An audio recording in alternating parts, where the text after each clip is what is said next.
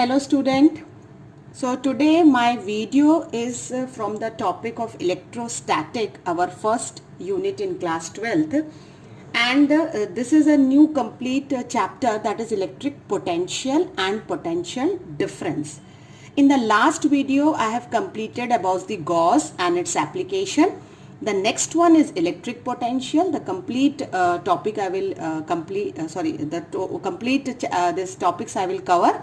And the last one is capacitor. So with all these four, electric field, then Gauss theorem, then potential and capacitor is completing your one unit, that is electrostatic. Before starting potential, let us refresh something from the last topic. हमने पढ़ रखा है कि E जो होती है वो electric field होती है, और अगर इस पर कोई चार्ज है तो जो चार्ज अगर आपका है तो it will experience the force and that force F is equal to q E. This we already know it. Then हमने ये भी पढ़ रखा है कि electric field E is nothing but 1/4 pi epsilon naught q by r square. ये हमारे last video में हमने ये सब कुछ कवर कर रखा है. अब जब इलेक्ट्रिक फील्ड E होती है तो उसकी एक अपनी बेसिक प्रॉपर्टी है, और प्रॉपर्टी क्या कहती है कि line integral of electric field between two point is independent of the path followed between two point. इस चीज को आप जानते होंगे, आपने ये वर्ड सुना होगा, कंजर्वेटिव नेचर.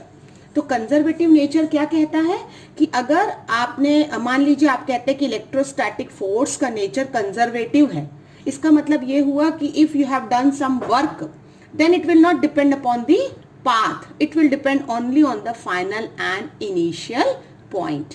ऐसे ही मैं कह रही हूं कि अगर हमारा एक चार्ज किसी फील्ड पर है और हम उसे एक पॉइंट से दूसरे पॉइंट तक मूव करते हैं तो वो उसके पाथ के नेचर पे डिपेंड नहीं कर रहा है कि पाथ आपका स्ट्रेट लाइन है, कि पाथ आपका कर्व है, कि इसको क्या जिगजैग है.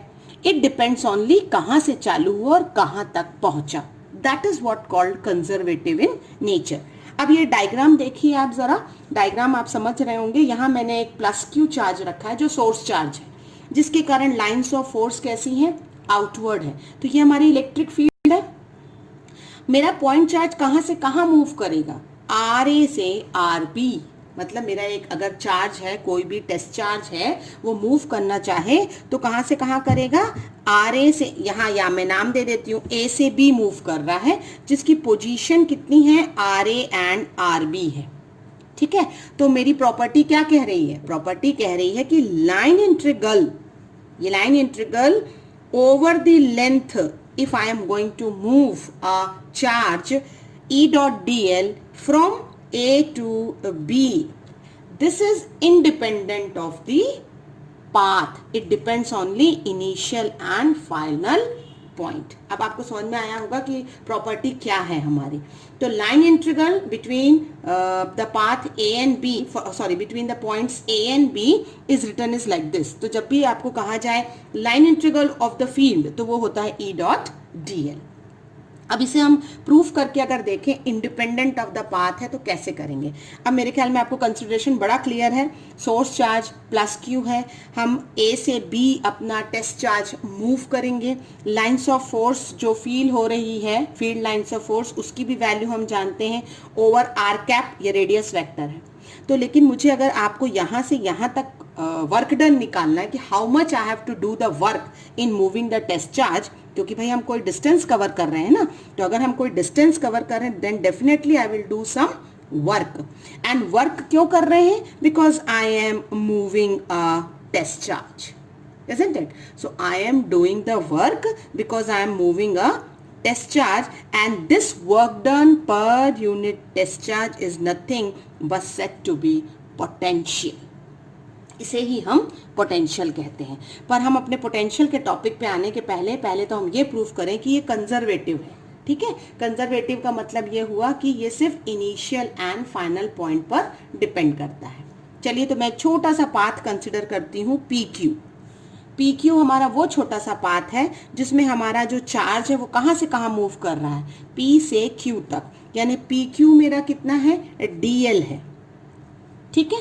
तो अगर मेरा पी क्यू डिस्टेंस dl है तो देखिए मैंने q से एक परपेंडिकुलर ड्रॉप किया है तो 90 डिग्री वो n पे बना रहा है और थीटा वो कहाँ बना रहा है, p पर बना रहा है, करेक्ट।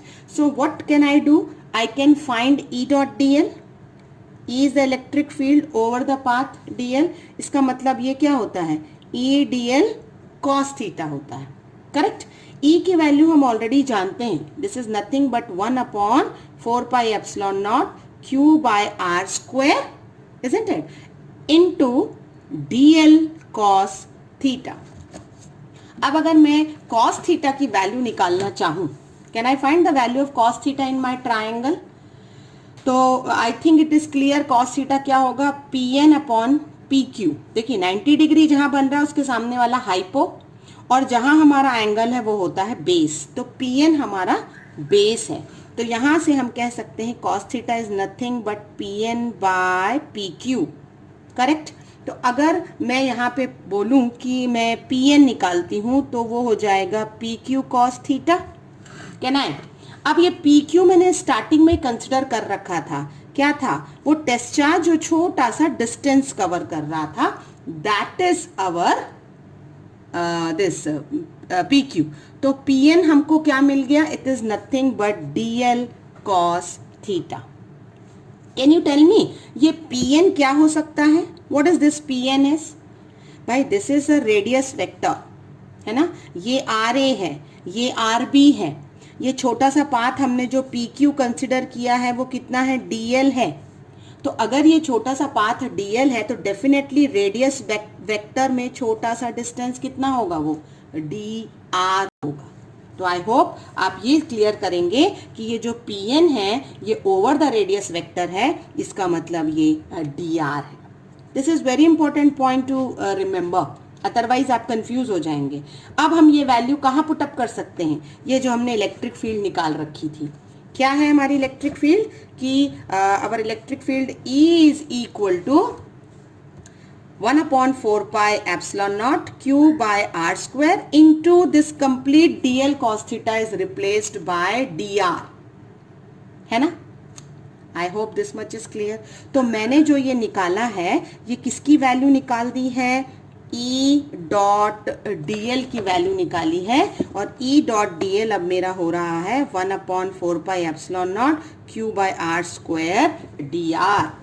अब हमारा डेफिनेशन क्या कहता है, my definition is saying that line integral over the path a to b, line integral over the path a to b, so keep in mind मुझे इसे line integral करना पड़ेगा, a to b करना पड़ेगा, E dot dl is line integral ra to rb 1/4πε0 q by r square dr। I hope ये clear हुआ होगा। मैंने E डॉट dl की वैल्यू निकाली, अब क्योंकि E डॉट dl की मैं लाइन इंटीग्रल कर रही हूँ तो मैं इसका भी लाइन इंटीग्रल करूंगी। और A क्या था, ओरिजिन से RA था, और B क्या था, ओरिजिन से RB पोजीशन पर था। अब इसमें हम कांस्टेंट टर्म बाहर निकालेंगे और इंटीग्रेट करेंगे। तो हमारी जो इक्वेशन हमें मिली है वो है A to B E dot dl is equal to integration RA to RB 1/4πε0 q by r square dr। Constant term मैंने बाहर निकाल लेना है तो 1/4πε0 q बाहर आ गया, RA to RB 1/r square dr। Keep in mind आप एक ही फॉर्मूला इंटीग्रेशन का जानते हैं और वो क्या है, integration integration x to the power n dx is equal to x to the power n plus 1 by n plus 1।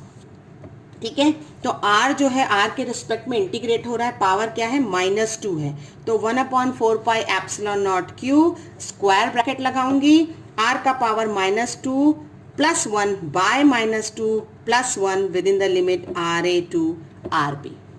Again 1/4πε0 q, ये जो -2 और +1 है उसका माइनस साइन मेरा सामने आ जाएगा और अंदर बचेगा 1/r RA to RB। अब ये 1/r कैसे हुआ, r का पावर भी कितना है, -1 है, तो अगर -1 है तो आप क्या कर सकते हैं, 1/r आर लिख सकते हैं, करेक्ट। अब मैं क्या करने वाली हूं, upper limit minus lower limit लगाने वाली हूं। तो अपर कितनी है आर बी, लोअर कितनी है r A, and this is nothing but A to B E dot D l. Actually हम क्या कैलकुलेट कर रहे हैं, ठीक है। तो एक तो आप ये कह सकते हैं कि लाइन इंटीग्रल है, वो नेगेटिव लाइन इंटीग्रल होगा, है ना। लेकिन तब आप क्या कह रहे हैं, 1/RB माइनस 1/RA कह रहे हैं। अगर इस माइनस को मैं अंदर कर दूं तो यही फॉर्मूला आपका क्या बन जाएगा, E dot D L is Q by 4πε0 bracket में 1/RA minus 1/RB। And that means ये लाइन इंटीग्रल किस पे डिपेंड कर रहा है, सिर्फ फाइनल पोजीशन और इनिशियल पोजीशन में। That means it is conservative in nature. So this is our first property in potential which says that work done for a charge in a field is always conservative. मतलब जो line integral होता है वो सिर्फ initial और final point पे depend करता है। It is independent of the path followed. Path कैसा है उससे हमें कोई मतलब नहीं है।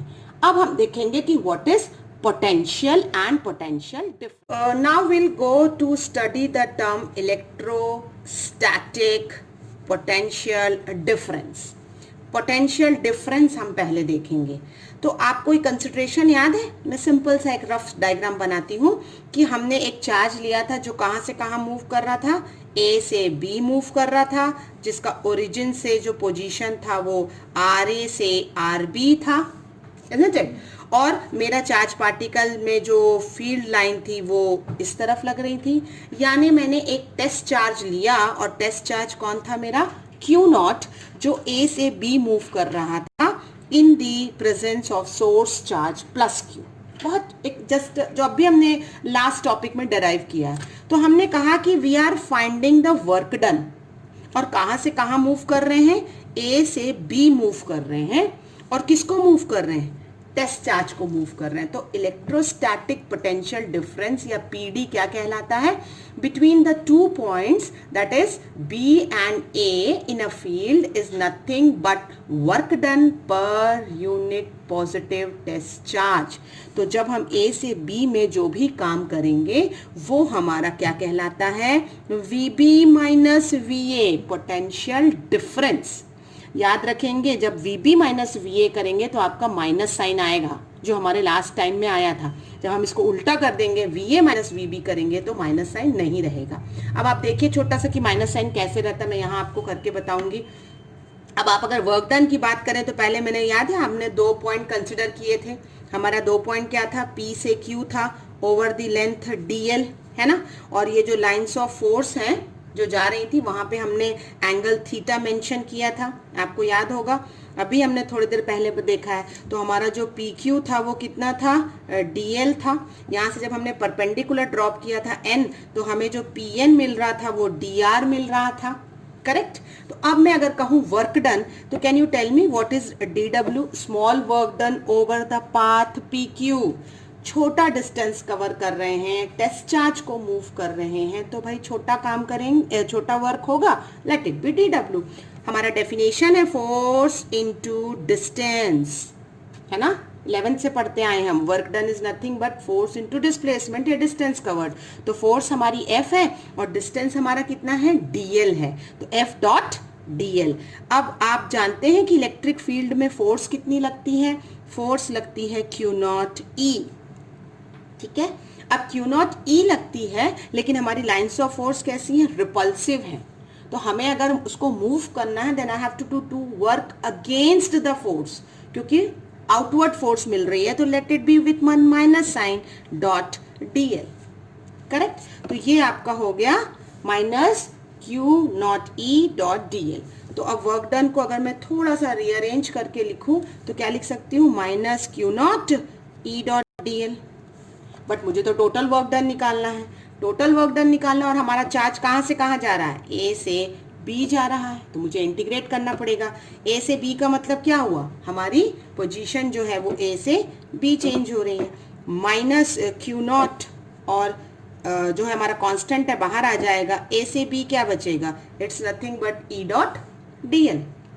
ये हम क्या निकाल रहे हैं, W निकाल रहे हैं, है ना। What I am finding, W कहाँ से कहाँ, जब हम A से B मूव करते हैं, यानी WAB by Q naught is nothing but minus of A to B E dot dl।